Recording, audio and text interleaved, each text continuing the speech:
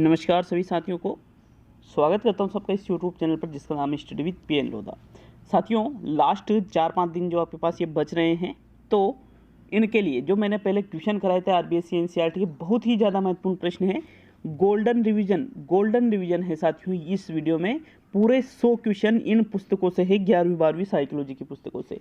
तो वीडियो को पूरा देख करके जाइएगा, टाइम ज़्यादा नहीं लगाएंगे। इसके पहले हिंदी का भी वीडियो मैंने अपलोड कर दिया है। फास्ट रिवीजन हम करने वाले, फास्ट पूरे 100 प्रश्नों का, ठीक है। तो वीडियो को पूरा देख करके जाइएगा।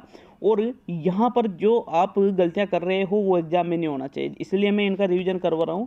क्योंकि इतने दिनों से जो हम पढ़ते आ रहे हैं साथियों, ऐसा नहीं हो कि वो कोई काम ही नहीं आए। तो पूरा ही वीडियो देख करके जाएगा रिवीजन के रूप में। तो चलिए पहला क्वेश्चन देखते हैं।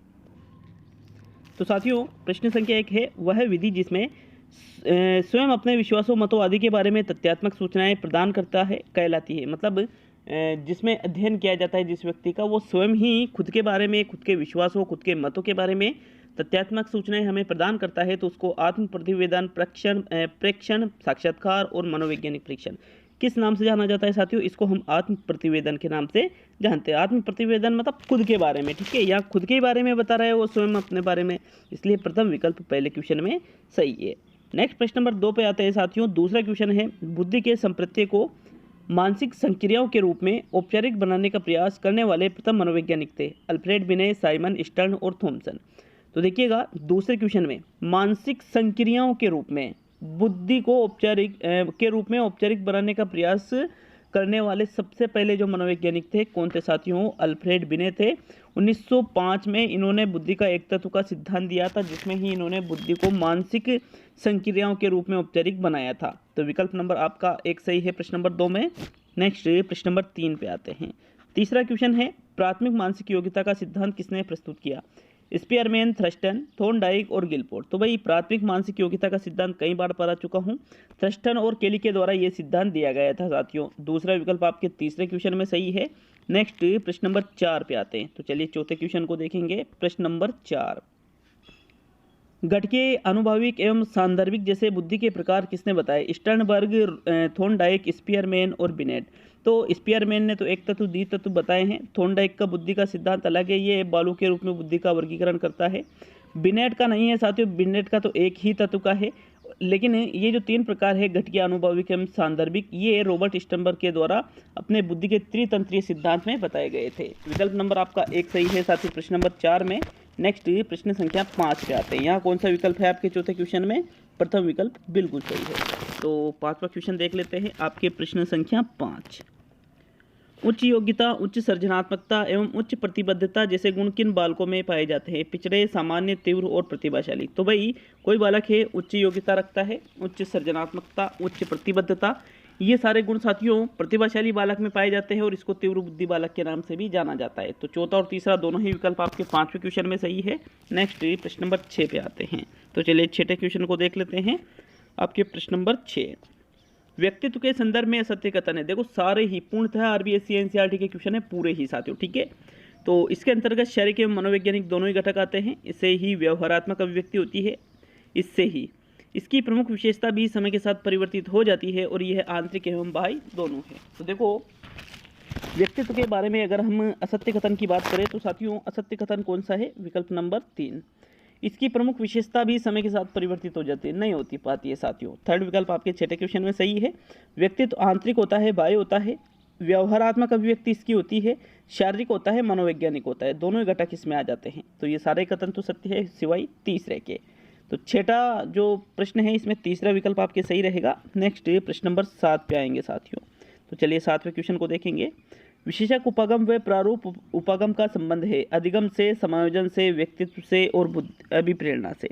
तो प्रश्न संख्या 7 में जो आपके सही आंसर है देखिएगा, विशेषक उपागम मतलब शीलगुण उपागम, प्रारूप उपागम मतलब व्यक्तित्व के प्रकार उपागम के अंतर्गत आते हैं। तो ये व्यक्तित्व से इनका संबंध है। थर्ड विकल्प आपके 7वें क्वेश्चन में सही है। नेक्स्ट आगे बढ़ेंगे प्रश्न नंबर 8 पर। तो चलिए 8वें क्वेश्चन को देख लेते हैं। ये देखिएगा, गांधीवादी व हिटलरवादी विशेषक कौन से प्रकारों के में सम्मिलित है? प्रमुख विशेषक, केंद्रीय विशेषक, गौण विशेषक और इनमें से सभी। तो देखिए गांधीवादी का नाम, हिटलरवादी का नाम आपने सभी ने सुन ही रखा होगा साथियों। ये जो दोनों ही शीलगुण के प्रकार है ये हमारे प्रमुख विशेषक के अंतर्गत आते हैं। प्रथम विकल्प आपके 8वें क्वेश्चन में सही है। नेक्स्ट प्रश्न संख्या 9 पे आते हैं। तो चलिए 9वें क्वेश्चन को देख लेते हैं। आपके प्रश्न संख्या 9, प्रश्न संख्या 9 है 16 व्यक्तित्व कारक प्रश्नावली किसके द्वारा दी गई है? केटल, आइंजैक, फ्रायड और इनमें से कोई नहीं। तो 16 पीए प्रश्नावली आरबी केटल के द्वारा दी गई है। कई बार आपको मैं बता चुका हूँ इस क्वेश्चन को, रेमंड केटल के द्वारा। ठीक है, विकल्प 1 सही है आपके प्रश्न संख्या 9 में। नेक्स्ट प्रश्न नंबर 10 को देखेंगे। तो चलिए 10वें क्वेश्चन की ओर बढ़ते हैं। एक एड्स से ग्रस्त रोगी पूरी तरह अपने रोग को नकार देता है। यह उदाहरण है दमन का, प्रक्षेपण का, अस्वीकरण का और प्रतिक्रिया निर्माण का। तो एक एड्स से ग्रस्त रोगी है, वो पूरी तरह से अपने रोग को, नहीं मुझे ऐसा कोई रोग हो ही नहीं सकता, ये गलत है, ये रिपोर्ट गलत है, इत्यादि जैसी चीज़ें आती है साथियों। तो इस प्रकार का ये जो उदाहरण है, ये किसका उदाहरण है? अस्वीकरण का, अस्वीकार करना के अंतर्गत ये आ जाएगा। विकल्प नंबर आपका जो 3 है 10वें प्रश्न में, यही सही आंसर है। नेक्स्ट प्रश्न नंबर 11, व्यक्तित्व विकास का पंचावस्था सिद्धांत किसने दिया? फ्रायड, एरिक्सन, युंग और आइंजैक। तो देखो, व्यक्तित्व विकास के पंचकारक सिद्धांत की बात करें तो पंचकारक सिद्धांत का संबंध साथियों किससे है? यहाँ पर सिगमंड फ्रायड से। इन्होंने जो मनोलैंगिक विकास का सिद्धांत दिया है, जिसमें इन्होंने 5 अवस्थाएं बताई है, वही पंचकारक सिद्धांत कहलाता है।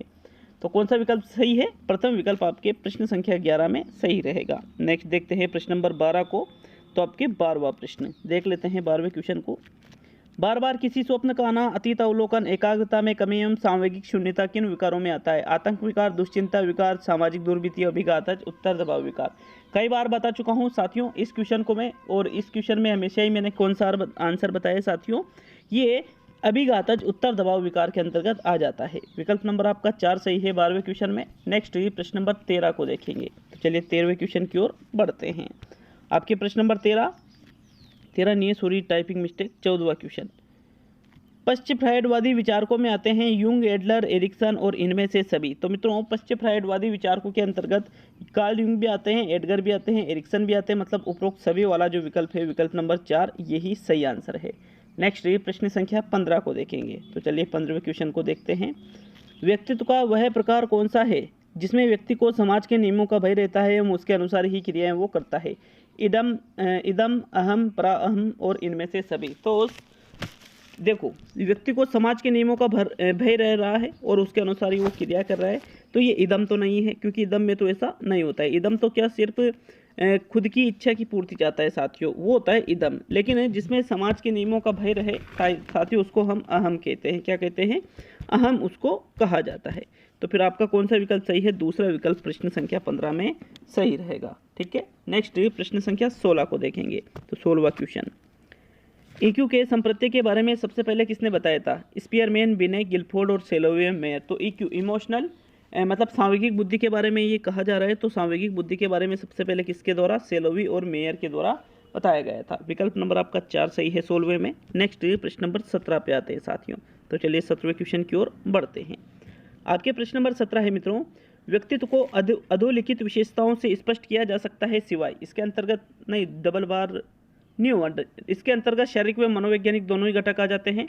इसकी प्रमुख विशेषता साधारणतः समय के साथ परिवर्तित नहीं होती है और व्यक्तित्व स्थितियों के प्रति अनुकूलनीय नहीं होता है और इनमें से सभी। चेंज है साथियों, क्वेश्चन थोड़े ऑप्शन मिलते जुलते हैं लेकिन क्वेश्चन चेंज है। तो 17वें क्वेश्चन में जो राइट आंसर है देखिएगा, व्यक्तित्व को अधोलिखित विशेषताओं से स्पष्ट किया जा सकता है सिवाय। मतलब सिवाय मतलब इनमें से एक को छोड़ के। तो राइट आंसर रहेगा आपके विकल्प नंबर 3, व्यक्तित्व स्थितियों के प्रति अनुकूलनीय नहीं होता है।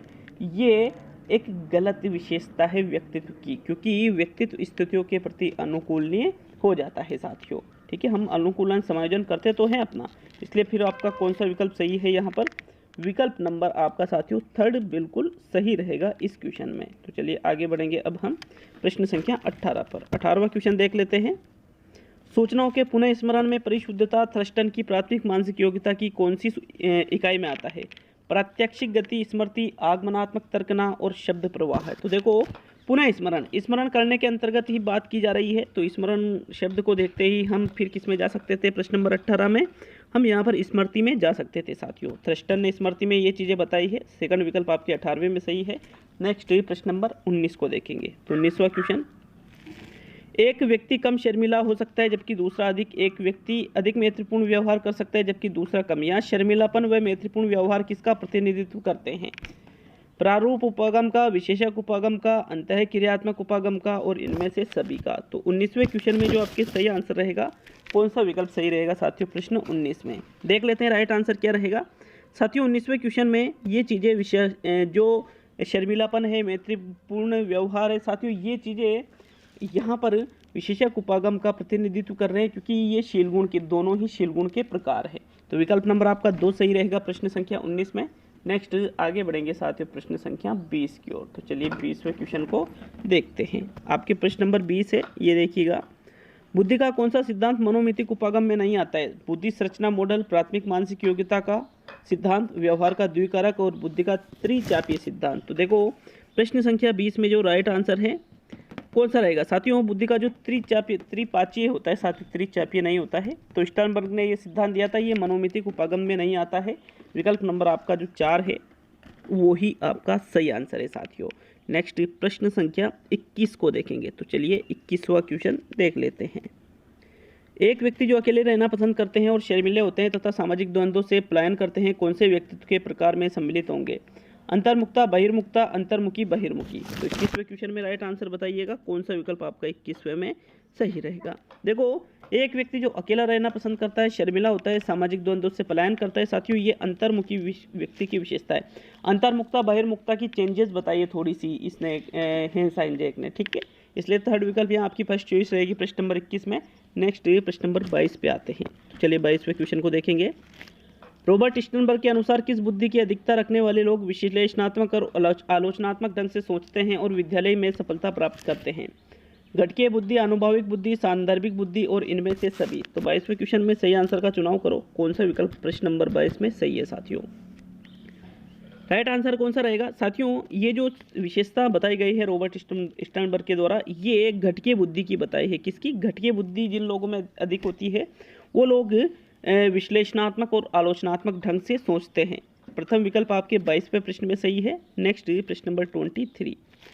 मनोविश्लेषण चिकित्सा का आधार लक्ष्य है मनोरोगियों की पहचान करना, दमित अचेतन सामग्री को चेतन स्तर तक लाना, व्यक्तित्व के इदम के महत्व को बताना और इनमें से कोई नहीं। तो देखो 23वें क्वेश्चन में आपके जो सही आंसर है, जो मनोविश्लेषणात्मक चिकित्सा का आधार लक्ष्य है वो क्या माना जाता है साथियों, जो हमारे अचेतन मन में जो चीज़ें दबी रहती है उनको चेतन स्तर तक लाना ही मनोविश्लेषण चिकित्सा का आधार लक्ष्य माना जाता है। तो सेकंड विकल्प आपके सही रहेगा प्रश्न नंबर 23 में। नेक्स्ट प्रश्न नंबर 24 पे आते हैं। तो चलिए 24वें क्वेश्चन को देख लेंगे। बुद्धि लब्धि का संप्रत्यय विकसित किया बिनय ने, स्टर्न ने, टर्मन ने और इनमें से कोई भी नहीं। तो बताइए प्रश्न नंबर 24 में आपका कौन सा विकल्प सही है? बुद्धि लब्धि का संप्रत्यय किसके द्वारा विकसित किया गया है? ठीक है, प्रश्न नंबर 24 का राइट आंसर बताइएगा साथियों। तो देखो बुद्धि लब्धि संप्रत्यय विकसित करने की बात की जा रही है साथियों। बुद्धि लब्धि का संप्रत्यय सबसे पहले प्रस्तुत किया था स्टर्न ने, ठीक है, विलियम स्टर्न ने। लेकिन विकसित करने की बात करें तो टर्मन के द्वारा 1916 में विकसित किया गया था ये, और स्टर्न ने कब दिया था? 1912 में दिया था साथियों। तो इसलिए यहाँ पर विकल्प नंबर 3 बेटर विकल्प रहेगा बजाय दूसरे के। नेक्स्ट प्रश्न नंबर 25 पे आते हैं। मैं नहीं जानता हूँ कि मैंने ये क्यों किया, यह कथन दर्शाता है दमन, प्रक्षेपण, अस्वीकरण और युक्तिकरण। तो देखो प्रश्न नंबर 25 में जो आपके सही आंसर है, कोई व्यक्ति कहता है मैं नहीं जानता हूँ कि मैंने ये क्यों किया, तो मतलब ये हुआ कि कोई अचेतन में दमित बात चेतन मन में आ गई और उसने वो कार्य कर दिया, तो ये फिर ये एक दमन का उदाहरण है। प्रथम विकल्प 25 में सही है। नेक्स्ट प्रश्न नंबर 26, 26वां क्वेश्चन। सृजनात्मकता व बुद्धि में संबंध है, शून्य, ऋणात्मक, धनात्मक, सभी। तो भाई सृजनात्मकता बुद्धि एक दूसरे से जुड़े होते हैं साथियों, इनमें धनात्मक संबंध पाया जाता है। थर्ड विकल्प 26 में सही है। नेक्स्ट प्रश्न नंबर 27 को देखेंगे। तो 27वां क्वेश्चन। चिकित्सक के द्वारा जांच तथा किसी भी बीमारी के लक्षण न होने के आश्वासन के बाद भी महत्वहीन लक्षणों को व्यक्ति द्वारा गंभीर बीमारी समझा जाना कहलाता है। काय आलंबिता, स्वेकाय दुश्चिंता रोग, विच्छेदी स्मृति लोप और बहुव्यक्तित्व। तो देखो चिकित्सक जांच कर लेता है, बता देता है कि भाई आपको कोई बीमारी नहीं है, फिर भी व्यक्ति सोचता है कि नहीं मुझे कोई गंभीर बीमारी हो रही है, तो इसको हम क्या कहते हैं साथियों? स्वेकाई दुश्चिंता रोग। सेकंड विकल्प आपके 27 में सही है। नेक्स्ट प्रश्न नंबर 28 पे आते हैं। तो 28वां क्वेश्चन। व्यक्ति भालू या शेर को देखता है, भाग जाता है इसलिए डर जाता है, यह कथन निम्न में से किस सिद्धांत की ओर इशारा कर रहा है? केननबार्ड सिद्धांत, जेम्स लांगे सिद्धांत, स्केक्टर सिंगर सिद्धांत, संज्ञानात्मक मूल्यांकन सिद्धांत। तो साथियों व्यक्ति किसको देख रहा है? भालू या शेर को देख रहा है, भाग रहा है, इसलिए डर रहा है। तो साथियों ये जो सिद्धांत है ये किसकी ओर इशारा कर रहा है, ये जेम्स लेंगे सिद्धांत की ओर इशारा कर रहा है। विकल्प नंबर आपका 2 सही है। प्रश्न नंबर 28 में कैनन-बार्ड सिद्धांत में तो क्या होता है, भय और संवेग दोनों एक साथ साथ उत्पन्न होते हैं। तो चलिए नेक्स्ट प्रश्न नंबर 29 पे आते हैं। आपके 29 क्वेश्चन, यहाँ सेकंड विकल्प आपके बिल्कुल सही रहेगा 28 में। तो 29वां क्वेश्चन देख लेते हैं साथियों। प्रश्न संख्या 29 क्या पूछ रहा है आपसे, संवेगों के मुख्यतः आधार होते हैं शारीरिक आधार, सांस्कृतिक आधार, संज्ञानात्मक आधार और इनमें से सभी। तो भाई संवेगों के आधारों में ये सारी चीज़ें आती है। व्यक्ति संज्ञानात्मक आधार पर भी संवेगों को समझता है, शारीरिक आधार पर भी समझता है और सांस्कृतिक आधार पर भी समझता है साथियों। तो फिर कौन सा विकल्प आपका इसमें सही है, विकल्प नंबर 4 29वें प्रश्न में सही रहेगा। नेक्स्ट प्रश्न नंबर 30, सीता बहुत प्रयास बाद भी परीक्षा में सफल न हो तो उसमें रिक्त स्थान है, संवेग उत्पन्न हो सकते हैं, जबकि राहुल प्रथम प्रयास में ही सफल हो जाए तो उसमें रिक्त स्थान उत्पन्न होने की संभावना है। प्रफुल्लित दुखी, दुख प्रफुल्लित, आशावादी निराशावादी, निराशावादी आशावादी। तो भाई प्रथम प्रयास बाद भी परीक्षा में सफल नहीं हो तो उसमें दुख का संवेग उत्पन्न होगा, जिसको हम निराशावादी भी कह सकते हैं। और राहुल प्रथम प्रयास में सफल हो रहा है तो फिर उसमें प्रफुल्लित या आशावादी था, मतलब दूसरा और चौथा दोनों ही विकल्प 30वें में सही है साथियों। नेक्स्ट प्रश्न नंबर 31 पे आते हैं। तो 31वां क्वेश्चन देख लेते हैं, क्या है आपके 31वां क्वेश्चन। मैस्लो ने चौथे क्रम पर किस आवश्यकता को रखा, शारीरिक, आत्मसिद्धि, सम्मान और प्रेम। तो पहली शारीरिक है, दूसरी सुरक्षा की है, तीसरी प्रेम की है, चौथी सम्मान की है। तो विकल्प नंबर आपका 3 सही है, सम्मान की आवश्यकता को चौथे क्रम पे रखा। 5वें पर आत्मसिद्धि है साथियों, 31वें में आपके थर्ड विकल्प सही रहेगा। नेक्स्ट ये प्रश्न नंबर 32 को देखेंगे। तो चलिए 32वें क्वेश्चन की ओर बढ़ते हैं। मनोसामाजिक अभिप्रेरणा में सम्मिलित नहीं है संबंधन, उपलब्धि, शक्ति और काम। तो मनोसामाजिक अभिप्रेरणा की बात करें तो इसमें संबंध होते हैं, उपलब्धियां होती है, शक्ति होती है, लेकिन काम इसमें नहीं माना जाता है। अगर यहाँ पर बाकी के विकल्प कोई, जैसे मान लीजिए कोई नींद रहती तो फिर उसको सही मानते, काम को नहीं मानते फिर, ठीक है। चौथा विकल्प आपके 32वें में सही है। नेक्स्ट ये प्रश्न नंबर 33 पे आते हैं। 33वां प्रश्न, अभिप्रेरणा के अंतर्गत प्रोत्साहन या लक्ष्य कितने प्रकार के हैं, 1 2 3 4। तो देखो अभिप्रेरणा के अंतर्गत प्रोत्साहन या लक्ष्य के कितने प्रकार होते हैं आपको 33वें प्रश्न में बताना है। तो लक्ष्य 2 प्रकार के होते हैं साथियों, ठीक है। सेकंड विकल्प आपके 33वें में सही है। नेक्स्ट प्रश्न नंबर 34 को देखेंगे। तो साथियों 34वां क्वेश्चन है, यदि आपसे पूछा जाए कि 5 से 2 को गुणा करने पर क्या आएगा तो इसका उत्तर देने में निहित चिंतन होगा। अपसारी, आलोचनात्मक, स्वली और अभिसारी। भाई 5 को 2 से गुणा करेंगे तो 5 × 2 = 10 आ जाएंगे। तो डायरेक्ट ही हमने दिए गए तथ्यों के आधार पर चिंतन कर दिया, तो ये अभिसारी चिंतन कहलाता है साथियों। विकल्प 4 सही है प्रश्न नंबर 34 में। नेक्स्ट प्रश्न नंबर 35, अधिगम के बारे में कौन सा कथन असत्य है, अधिगम व्यवहार में परिवर्तन है, अधिगम निष्पादन से भिन्न होता है, अधिगम से तुलनात्मक रूप से स्थायी परिवर्तन आता है, अधिगम वृद्धि व परिपक्वता के कारण होता है। तो देखो व्यवहार से भिन्न होता है, निष्पादन से भिन्न होता है, तुलनात्मक रूप से स्थायी परिवर्तन भी होता है, लेकिन वृद्धि व परिपक्वता के कारण ही मुख्य रूप से नहीं होता है साथियों। चौथा विकल्प आपके सही है, अनुभव और अभ्यास के कारण होता है। फोर्थ विकल्प 35वें में सही है। नेक्स्ट प्रश्न नंबर 36, बालक द्वारा प्रश्न का सही उत्तर देने पर अध्यापक द्वारा प्रशंसा करना जिससे बालक के उत्तर देने का व्यवहार बढ़ता है, यह कौन से अधिगम सिद्धांत पर आधारित है। प्रेक्षणात्मक अधिगम, प्राचीन अनुबंधन, क्रिया प्रसूत अनुबंधन, अंतर्दृष्टि अधिगम। तो भाई बालक उत्तर सही दे रहा है और अध्यापक क्या कह रहा है, प्रशंसा कर रहा है, जिससे उसका व्यवहार और बढ़ रहा है। मतलब ये जो प्रशंसा है पुनर्बलन का कार्य कर रही है, तो पुनर्बलन का कार्य किसमें, क्रिया प्रसूत अनुबंधन में होता है। थर्ड विकल्प आपके 36वें में सही है साथियों। नेक्स्ट प्रश्न नंबर 37, अधिगम अशक्तता उनमें भी पाई जा सकती है जो सामान्य से श्रेष्ठ बुद्धि वाले होते हैं, सामान्य से कम बुद्धि वाले होते हैं, शारीरिक रूप से अधिगम अशक्तता के लक्षण रखते हो, पठन वैकल्य से ग्रसित होते हैं। तो उनमें भी पाई जा सकती है जो, मतलब किन में भी पाई जा सकती है। तो साथियों जो सामान्य से श्रेष्ठ बुद्धि वाले होते हैं उनमें भी अधिगम अशक्तता पाई जा सकती है। बाकी पठन वैफल्य तो अधिगम अशक्तता ही है, शारीरिक रूप से अधिगम अशक्तता ये भी अधिगम अशक्तता है, सामान्य से कम बुद्धि होना साथियों ये इसमें भी कोई ना कोई अधिगम अशक्तता होती है।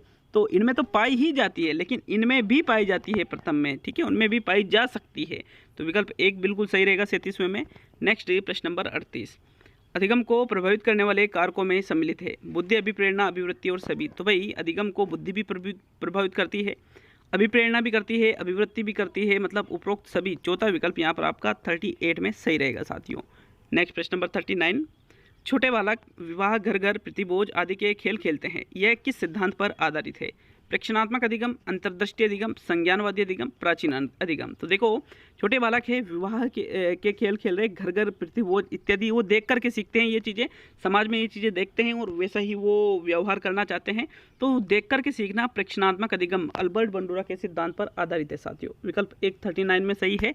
नेक्स्ट प्रश्न नंबर 40, सेलिगमैन व मायर ने सर्वप्रथम अधिगम असहायता की परिघटना को किसके अध्ययन में पाया? चूहों के, कुत्तों के, बिल्लियों के और चिंपैंजी के।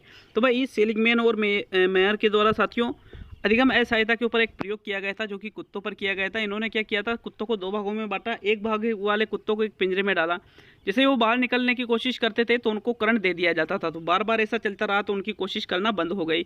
बी समूह वाले कुत्तों को वापस उस ग्रुप मतलब एक नए सिरे से उनको कभी पहले उस पिंजरे में नहीं डाला था, तो प्रथम प्रयास में ही बाहर निकलने में सफल हो गए क्योंकि उनको पता ही नहीं था। जबकि जो समूह बी वाले जो मतलब पहले वाले जो कुत्ते थे उन्होंने कोशिश ही नहीं की क्योंकि उनको क्या पता था कि भाई यार बाहर निकलते ही करंट लगेगा। तो वो होती है अधिगम असहायता। सेकंड विकल्प आपके 40वें में सही है। नेक्स्ट प्रश्न नंबर 41, अधिगम की प्रक्रिया में विलोपन तब बढ़ता है जब अर्जन प्रयासों के दौरान पुनर्बलन की मात्रा बढ़ती है, अर्जन प्रयासों के दौरान पुनर्बलन की मात्रा स्थिर रहती है, अर्जन प्रयासों के दौरान पुनर्बलन की मात्रा घटती है और इनमें से सभी। तो भाई विलोपन कब होता है? पुनर्बलन की मात्रा बढ़ने से थोड़ी विलोपन होगा, स्थिर रहने से भी नहीं, बल्कि जब हम पुनर्बलन की मात्रा को कम कर देते हैं, घटा देते हैं, बंद कर देते हैं, तो साथियों विलोपन बढ़ने की स्थिति बढ़ जाती है।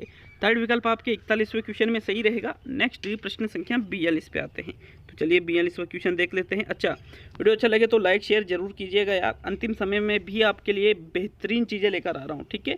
तो प्रश्न संख्या 42 को देखेंगे। 42वां क्वेश्चन है, ये देखिए, काम, निद्रा या किसी संकट से बचना किस में आएगा? आवश्यकता, अंतर्नोद, लक्ष्य और सभी। तो देखो 42वें क्वेश्चन में देखो काम, निद्रा, काम पूर्ति करना, नींद लेना, संकट से बचना, साथियों ये हमारी यहाँ क्या है, आवश्यकताएं हैं। विकल्प 1 42वें क्वेश्चन में सही है। नेक्स्ट प्रश्न नंबर 43। तो चलिए 43वां क्वेश्चन, मनोविज्ञान को आधुनिक विज्ञान कब से माना जाता है? 1905, 87, 1887, 1879 और 1916। तो देखो मनोविज्ञान को आधुनिक विज्ञान कब से माना जाता है साथियों? 1879 से, जब विलियम वुंड के द्वारा जर्मनी के लिप्जिंग में प्रयोगशाला स्थापित की गई थी, मनोविज्ञान की प्रथम प्रयोगशाला, तब से ही मनोविज्ञान को आधुनिक विज्ञान के रूप में माना जाता है। तो विकल्प नंबर आपका 2 सही है। कौन से प्रश्न में? 43वें में, ठीक है। नेक्स्ट प्रश्न नंबर 44 पे आते हैं मित्रों। तो आपके 44वां प्रश्न है, किसके द्वारा मनोवैज्ञानिक विकारों को समझने एवं उन्हें ठीक करने के लिए मनोविश्लेषण को एक पद्धति के रूप में स्थापित किया? वाटसन, गेस्टाल्टवादी, विलियम जेम्स और सिगमंड फ्रायड। तो बताओ प्रश्न नंबर 44 में कौन सा विकल्प सही है? मनोविश्लेषणात्मक का नाम किसने प्रतिपादित किया? सिगमंड फ्रायड ने किया है साथियों। चौथा विकल्प आपके 44वें प्रश्न में सही है।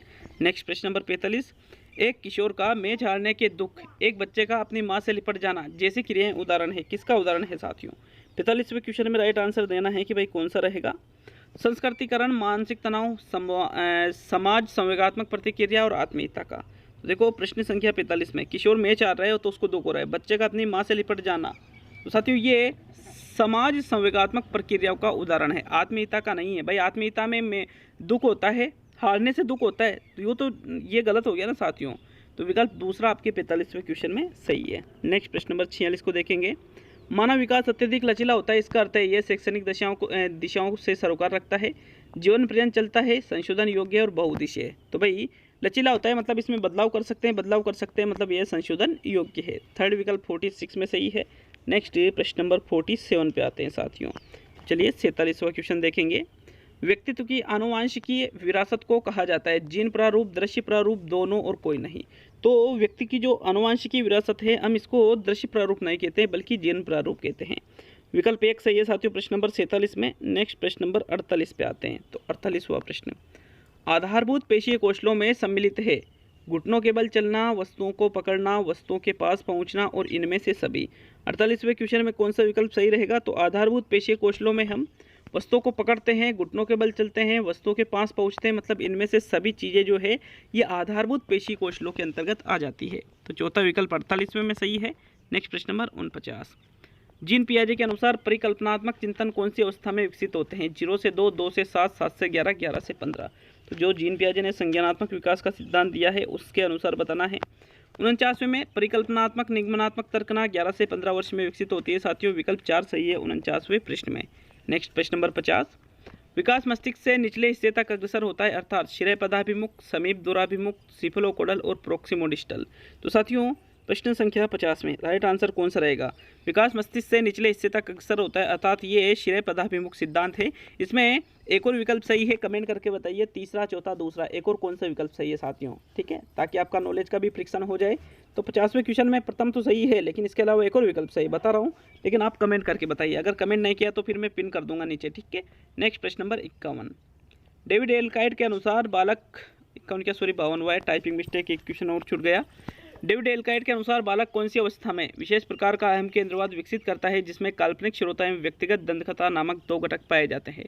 शेषावस्था, बाल्यावस्था, किशोरावस्था, प्रौढ़ावस्था। इस क्वेश्चन को कई बार करा चुका हूँ, एग्जाम की दृष्टि से बहुत ही ज़्यादा महत्वपूर्ण है साथियों। ये दोनों ही चीज़ें किशोरावस्था में पाई जाती है। क्या बताया था? अहम केंद्रवाद, वो सोचता है कि सब मुझे देखते हैं, सब मेरे बारे में बात करते हैं। व्यक्तिगत दंतकथा, जिसमें खुद एक स्टोरी बनाता है और उसका हीरो भी वही होता है। थर्ड विकल्प आपके 52वें में सही है। नेक्स्ट प्रश्न नंबर 53 पे आते हैं। तो 53वां क्वेश्चन, प्राथमिक प्रबलक का एक उदाहरण है, एक भूखे प्राणी द्वारा भोजन करना, मोहन द्वारा कक्षा में प्रथम स्थान लाने पर वर्ष के अंत में इनाम देना, सीता द्वारा अच्छा गायन करने पर उसकी प्रशंसा करना, और इनमें से सभी। भाई प्राथमिक प्रबलक का मतलब होता है वह प्रबलक जो आवश्यकता की तुरंत संतुष्टि कर दे। तो साथियों ये है एक भूखे प्राणी द्वारा भोजन करना। विकल्प 1 53 में सही है। नेक्स्ट प्रश्न नंबर 54 पे आते हैं। तो प्रश्न संख्या 54, प्रेक्षणात्मक अधिगम को अन्य किस नाम से जाना जाता है? सामान्यकरण अधिगम, विभेदन अधिगम, उद्दीपक सीमांत अधिगम, सामाजिक अधिगम। तो प्रेक्षणात्मक अधिगम अल्बर्ट बंडूरा बता रखा है, देखने पर आधारित है, जिसको हम सामाजिक अधिगम के रूप में भी जानते हैं। तो विकल्प नंबर आपका 4 सही है 54 में।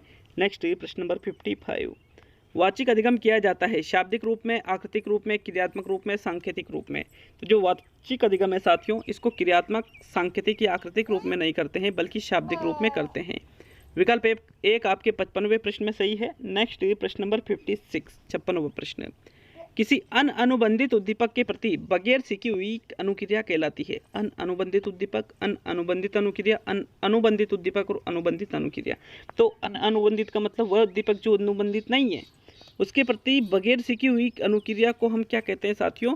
अनुबंधित उद्दीपक के प्रति बगैर सीखी हुई क्रिया को अनुबंधित अनुक्रिया के नाम से ही जानते हैं। भाई क्रिया के बारे में पूछ रहे हैं तो अनुक्रिया ही आएगा। विकल्प नंबर आपका कौन सा सही है? दूसरा विकल्प 56 में सही है साथियों। नेक्स्ट प्रश्न नंबर 57 पे आते हैं। तो 57वां प्रश्न, अनुक्रियाओं की एक श्रृंखला को उनकी प्रस्तुति के सुनिश्चित क्रम में सीखना कहलाता है? वाचिक अधिगम, शाब्दिक अधिगम, कर्मिक अधिगम और सभी। तो उनकी प्रस्तुति के क्रम में सीख रहे हैं तो फिर इसको कर्मिक अधिगम के नाम से जानते हैं। थर्ड विकल्प आपके 57 में सही है। नेक्स्ट प्रश्न नंबर 58, प्राचीन अनुबंधन में एक समाप्त हुए अनुबंधित अनुक्रिया का एक विश्राम अवधि के बाद पुनः प्रकटीकरण कहलाता है? विभेदन, सामान्यकरण, विलोपन, स्वतः पुनः प्राप्ति। भाई विलोपन हो चुका है, अनुक्रिया अनुबंधित अनुक्रिया समाप्त हो चुकी है, लेकिन वापस प्रकट हुई है, तो उसको स्वतः पुनः प्राप्ति कहते हैं साथियों। विकल्प नंबर आपका 4 सही है 58 में। विलोपन में क्या होता है? अनुबंधन समाप्त हो जाता है। सामान्यकरण में उद्दीपकों के मध्य विभेद नहीं कर पाते हैं, और विभेदन में समान उद्दीपकों के मध्य विभेद कर लेते हैं। फोर्थ विकल्प 58 में सही है। नेक्स्ट प्रश्न नंबर 59, पियाजे के अनुसार वह कौन सी अवस्था है जिसमें नवजात शिशु शारीरिक और पेशी क्रियाओं के साथ संवेदी अनुभवों का संयोजन कर संसार की एक समझ विकसित करता है? संवेदी प्रेरक अवस्था, पूर्व संक्रियात्मक अवस्था, मूर्त अवस्था और औपचारिक संक्रियात्मक अवस्था। तो भाई जीन पियाजे के अनुसार देखो, जिस अवस्था में एक नवजात शिशु शारीरिक और पेशी क्रियाओं के साथ संवेदी अनुभव, तो संवेदी अनुभव मतलब संवेदी पेशी अवस्था की बात की जा रही है, जो कि प्रथम अवस्था है जीन पियाजे के सिद्धांत की। 59वें में प्रथम विकल्प सही है साथियों। नेक्स्ट प्रश्न नंबर 60, एक रेस्तरां में भोजन करना किसका उदाहरण है? आत्मसिद्धि स्क्रिप्ट, कई बार बता चुका हूँ, एक रेस्तरां में भोजन करना स्क्रिप्ट का उदाहरण है। चौथा विकल्प 60वें क्वेश्चन में सही है। नेक्स्ट प्रश्न नंबर 61, एक संज्ञानात्मक संरचना जो किसी व्यक्ति के प्रत्यक्षण को संगठित व निर्धारित करती है कहलाती है? इसकी मां, समाकृति, शलाका और सभी। तो भाई संज्ञानात्मक संरचना जो किसी व्यक्ति के प्रत्यक्षण को संगठित और निर्धारित करती है, मतलब उसकी सोचने की जो एक निश्चित तरीका है उसका। तो साथियों ये क्या है? इसकी माँ या फिर समाकृति भी इसको कहते हैं। मतलब दोनों ही विकल्प सही है, प्रथम भी सही है और दूसरा भी सही है 61वें क्वेश्चन में। नेक्स्ट प्रश्न नंबर 62, गर्भधारण से जन्म का समय कहलाता है? गर्भावस्था, जन्मावस्था, प्रसव पूर्व अवस्था और सभी। तो गर्भधारण से जन्म का समय मतलब जब बालक का जो बीज है माँ के गर्भ में डलता है, तो उससे वहाँ से लेकर के जब तक उसका जन्म होता है उसको गर्भावस्था और प्रसव पूर्व अवस्था दोनों ही नाम से जानते हैं। प्रथम और तीसरा विकल्प 62वें में सही है, जन्मावस्था गलत है यहाँ पर। नेक्स्ट प्रश्न नंबर 63, सामाजिक अधिगम में वह प्रक्रिया जिसमें बालक दूसरों का प्रेक्षण व अनुकरण करके सामाजिक एवं संज्ञानात्मक व्यवहार सीखता है कहलाती है। अभिप्रेरणा, मॉडलिंग, संवेग और मूल प्रवृत्ति। भाई दूसरों का प्रेक्षण कर रहा है मतलब देख रहा है, अवलोकन कर रहा है, फिर उनका अनुकरण कर रहा है, फिर सामाजिक और संज्ञानात्मक व्यवहार सीख रहा है। कई बार बता चुका हूँ, ये मॉडलिंग का उदाहरण है, अच्छे से याद रखिएगा इस शब्द को। सेकंड विकल्प आपके 63 में सही है साथियों। नेक्स्ट प्रश्न नंबर 64, वह तार्किक प्रक्रिया जिसके द्वारा विशेष घटनाओं से सामान्य सिद्धांतों तक पहुंचता है व्यक्ति। आगमनात्मक तर्कना है, निगमनात्मक तर्कना है, संरचनावादी तर्कना है और संश्लेषणात्मक तर्कना है। तो जिसमें विशेष से सामान्य की ओर बढ़ा जाता है वो कहलाती है आगमनात्मक तर्कना, बल्कि सामान्य से विशेष की ओर किसमें, निगमनात्मक में बढ़ा जाता है। तो विकल्प नंबर आपका एक प्रश्न नंबर 64 में सही है साथियों। नेक्स्ट प्रश्न नंबर 65 पे आते हैं, तो आपके 65वां प्रश्न। तो साथियों 65वां क्वेश्चन देखते हैं। टहलना एक उदाहरण है सूक्ष्म पेशीय कौशल का, स्थूल पेशीय कौशल का, दोनों का और इनमें से कोई नहीं। तो साथियों प्रश्न संख्या 65 में कौन सा विकल्प आपके सही है बताइएगा। देखिए टहलना किसके अंतर्गत आता है, स्थूल पेशीय कौशल के अंतर्गत आता है। सेकंड विकल्प आपके 65वें में सही है। नेक्स्ट प्रश्न नंबर 66, ऐसा चिंतन जो मौलिक है, आविष्कारशील है, लचीला है। तो साथियों ऐसे चिंतन को हम क्या कहते हैं, अभिसारी, अपसारी, तार्किक और काल्पनिक। तो भैया मौलिक होता है, आविष्कारशील होता है, लचीला होता है, परिवर्तन योग्य, ये अपसारी चिंतन का उदाहरण है मित्रों। विकल्प नंबर आपका 3 सही है प्रश्न नंबर 67 में। नेक्स्ट प्रश्न नंबर 68 पे आते हैं। 67 में तीसरा सही है। तो 68 68वां क्वेश्चन, दो समान अवांछनीय लक्ष्यों के बीच द्वंद्व प्राय जिसका समाधान नहीं हो पाता है कहलाता है उपागम उपागम, उपागम परिहार, परिहार उपागम, परिहार परिहार। तो दो समान अवांछनीय मतलब दोनों को नहीं चाहते हैं, दोनों को नहीं चाहते फिर भी किसी एक का चुनाव करना पड़े तो परिहार परिहार द्वंद्व कहलाता है। फोर्थ विकल्प आपके 68 में सही है। नेक्स्ट प्रश्न नंबर 69, किसी उद्दीपक के पता लगाने की आवश्यक न्यूनतम तीव्रता कहलाती है विभेदन, निरपेक्ष सीमांत, समंजन और कोई नहीं। तो देखो प्रश्न संख्या 69 में कौन सा विकल्प आपका सही रहेगा, किसी उद्दीपक के पता लगाने की आवश्यक जो न्यूनतम तीव्रता होती है उसको हम निरपेक्ष सीमांत के नाम से जानते हैं। निरपेक्ष सीमांत मतलब कम से कम ऐसी तीव्रता जिससे हमें उद्दीपक कि भाई यहाँ उद्दीपक के बारे में पता चले, तो वो ही निरपेक्ष सीमांत कहलाता है। सेकंड विकल्प 69 में सही है। नेक्स्ट प्रश्न नंबर 70, यह विश्वास की निर्जीव वस्तुओं में जीवन जैसे गुण होते हैं और वे कार्य करने में सक्षम होते हैं कहलाता है जीववाद, अहम केंद्रवाद, भाव प्रबोधन और उपलब्धि की आवश्यकता। भाई निर्जीव वस्तुओं में भी जीवन जैसे गुण होते हैं तो भाई ये तो जीववाद कहलाएगा। विकल्प नंबर आपका 1 सही है साथियों 70वें में। नेक्स्ट प्रश्न नंबर 71, किन ग्रीक दार्शनिकों द्वारा मनोविज्ञान को आत्मा का विज्ञान माना गया, जॉन लॉक व लिविनेज, अरस्तु व प्लेटो, विलियम वुंट व टीचनर और थांडाइक व पावलोव। तो आत्मा का विज्ञान मनोविज्ञान को किसके द्वारा माना गया था, अरस्तु व प्लेटो के द्वारा। कि मनोविज्ञान किसका विज्ञान है, आत्मा का विज्ञान। विकल्प 1 सही है साथियों आपके प्रश्न नंबर 71 में। नेक्स्ट प्रश्न नंबर 72, मनोविज्ञान के लक्ष्यों में सम्मिलित नहीं है। तो विकल्प 1 है मापन व वर्णन, दूसरा है व्याख्या, तीसरा है साथियों आपके पूर्वानुमान व नियंत्रण और चौथा है परीक्षण। तो 72वें क्वेश्चन का राइट आंसर बताइएगा। देखो मनोविज्ञान के लक्षणों में मापन वर्णन आता है, व्याख्या आती है, पूर्वानुमान व नियंत्रण आता है, लेकिन परीक्षण नहीं आता है। तो चौथा विकल्प आपके 72 में सही है। नेक्स्ट प्रश्न नंबर 73, फ्रायड ने मन के किस भाग को सबसे महत्वपूर्ण माना है, चेतन मन, अचेतन मन, अर्धचेतन मन और कोई नहीं। तो 73 में जो आपके सही आंसर है, सबसे ज़्यादा बल सिगमंड फ्रायड के द्वारा अचेतन मन को के ऊपर दिया गया है और 9/10 ही इसका क्षेत्र कितना माना है, 9/10 मतलब सर्वाधिक। कि भाई यहीं से इच्छाएं जन्म लेती है, यहीं इच्छाएं दबी रहती है, यही सब चीज़ें यहीं से होती है। तो सेकंड विकल्प 73 में सही है। नेक्स्ट प्रश्न नंबर 74, गेस्टाल्टवाद की स्थापना किसने की, मैक्स वर्दिमर, कोहलर, कोपका और इनमें से कोई भी नहीं। तो साथियों वैसे तो तीनों ही गेस्टाल्टवादी है, लेकिन मुख्य रूप से गेस्टाल्टवाद की स्थापना किसके द्वारा की गई है ये आपसे पूछ रहा है। तो मुख्य रूप से मैक्स वर्दिमर के द्वारा गेस्टाल्टवाद की स्थापना की गई थी। विकल्प 1 74 में सही है।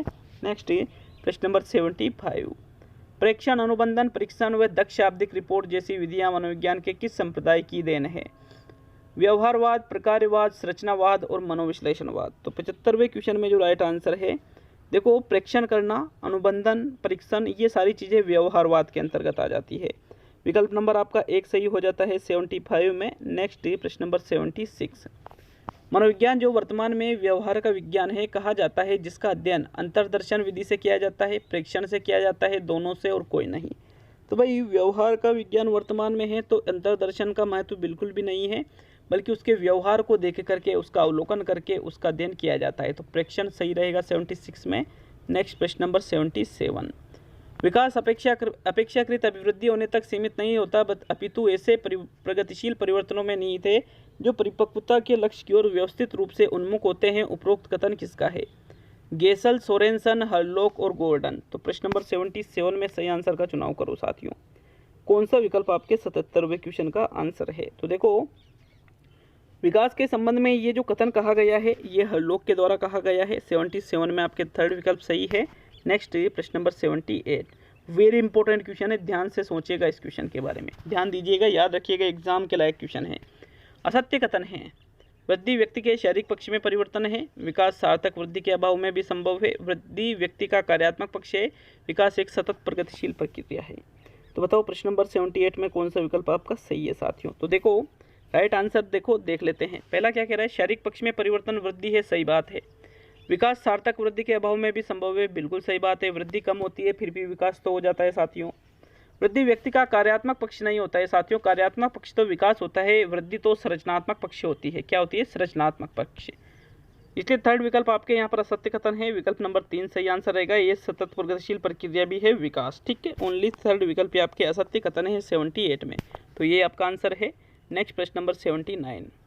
वंशक्रम के प्रचलित नियम है, बीजकोश की निरंतरता का नियम, समानता का नियम, विभिन्नता का नियम और सभी। तो भाई वंशक्रम के नियमों में ये सारी चीज़ें आ जाती है। बीजकोश की निरंतरता का नियम, समानता का नियम, भाई लगातार बीजकोश कभी नष्ट नहीं होता है, लगातार चलता रहता है।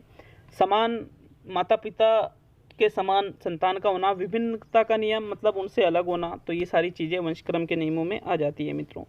विकल्प 4 79 में बिल्कुल सही है। नेक्स्ट प्रश्न नंबर 80। तो 80वां प्रश्न, मानव विकास की प्रक्रिया में वंशानुक्रम एवं वातावरण को एक दूसरे से अलग किया जा सकता है, एक दूसरे के विरोधी है, एक दूसरे के पूरक है और सभी।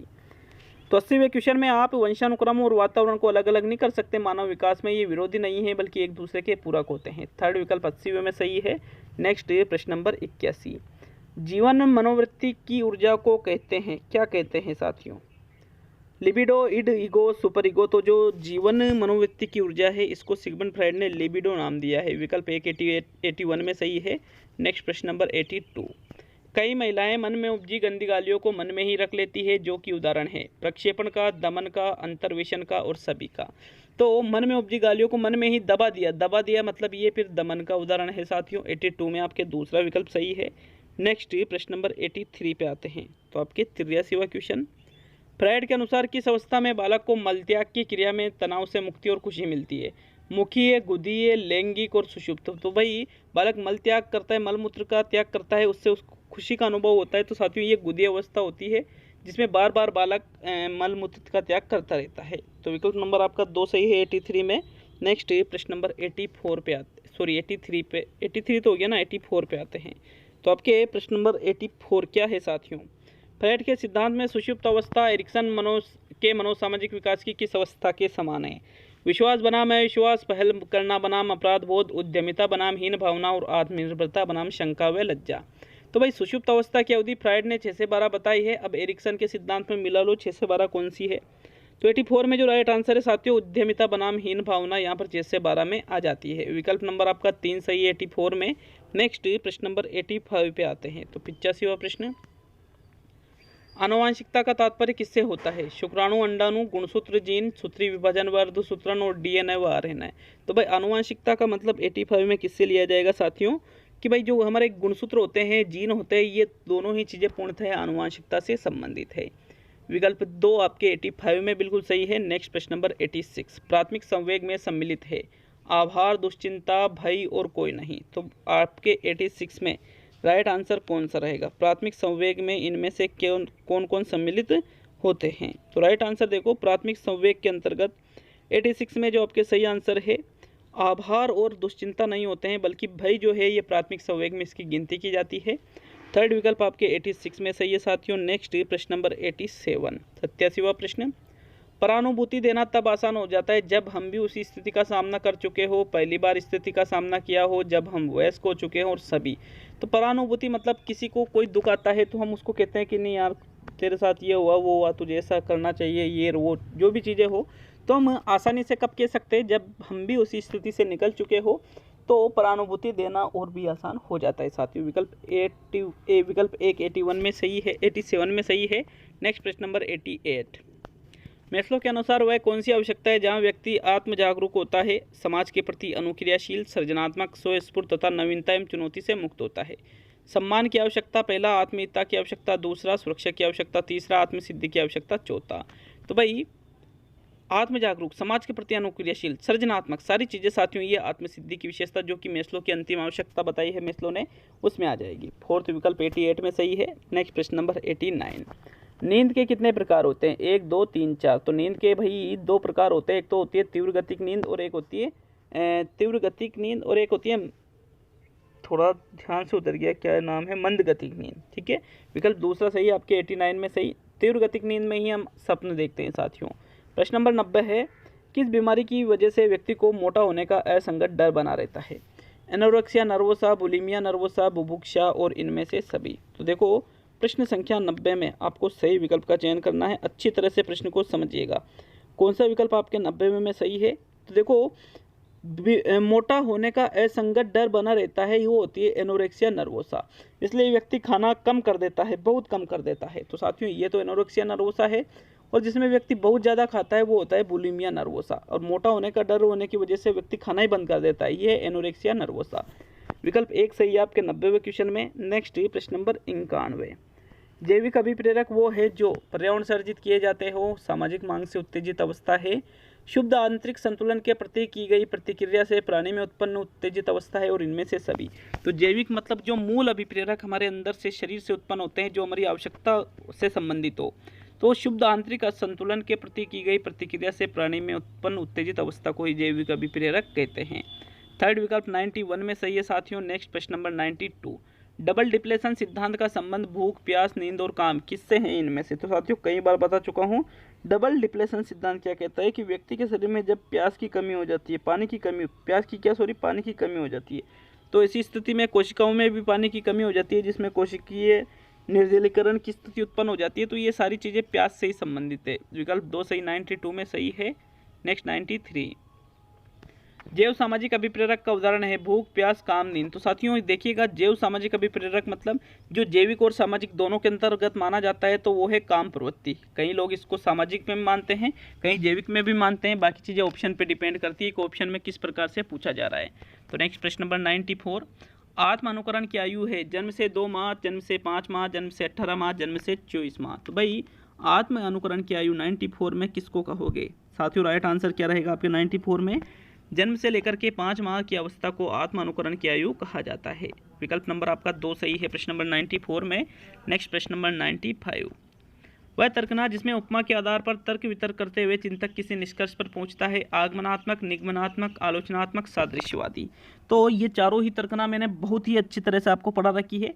जिसमें उपमा मतलब जिसमें कुछ तुलना की जाती है, ये चीज़ें सादृश्यवादी में आती है। आलोचनात्मक में गुण दोष देखते हैं, निगमनात्मक में दिए गए तथ्यों के आधार पर निष्कर्ष निकालते हैं, आगमनात्मक में खुद की तरफ से भी तथ्य ऐड कर लेते हैं। ठीक है, तो यहाँ ओनली चौथा विकल्प ही आपके प्रश्न नंबर 95 में सही है।